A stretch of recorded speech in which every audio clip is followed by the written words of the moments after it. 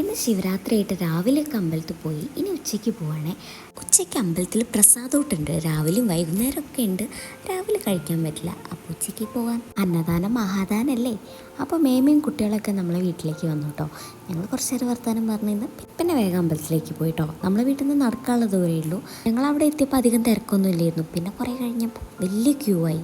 കുറേ നിന്നിട്ട് കാല് കടഞ്ഞപ്പോൾ കുഞ്ഞത്തവിടെ പോയിരുന്നു കേട്ടോ. വായനയൊക്കെ കഴിഞ്ഞിട്ട് മാത്രസമയത്തെ ചേച്ചിമാരാട്ടോ നമുക്ക് വിളമ്പിയൊക്കെ തരുന്നത്. ഇനി രാത്രി തിരുവാതിരക്കളി, ഭക്തിഗാനാർച്ചന, നൃത്തം, അങ്ങനെ പല പരിപാടികളുണ്ട് കേട്ടോ അമ്പലത്തിൽ.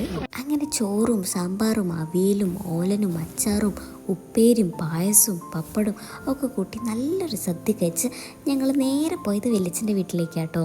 ജയ്ഡൻകുട്ടീനെ കാണാൻ.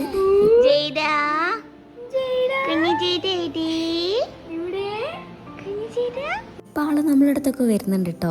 പിന്നെ കുറച്ച് നേരം വെല്ലിച്ചൻ്റെ അടുത്ത് പോയി കിടന്ന് പിന്നെ ഫുള്ള് കളിയും വികൃതിയും, നല്ല വികൃതി ചെക്കനായിട്ടുണ്ട് കേട്ടോ. ഇപ്പോൾ ഞാൻ നേരെ കിച്ചണിലേക്ക് പോയി നോക്കിയപ്പോൾ ചേച്ചി അവിടെ സ്പെഷ്യൽ പക്കോട ഉണ്ടാക്കുന്നുണ്ട് കേട്ടോ. കിച്ചണിലേക്ക് കട്ടിൽ കൊണ്ടിട്ടുണ്ട്. നല്ല സുഖം ഇരിക്കും ചെയ്യാം. ക്ഷീണം വന്നാൽ അവിടെ തന്നെ കിടന്നുറങ്ങുകയും ചെയ്യാം. ആഹാ എന്താ സുഖം.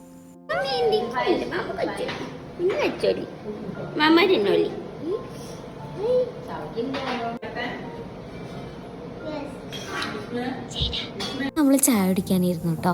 പക്കോട മാത്രമല്ല, ചേച്ചി ഞങ്ങൾക്ക് ഫ്രഞ്ച് ഫ്രൈസും ഉണ്ടാക്കി തന്നിരുന്നു.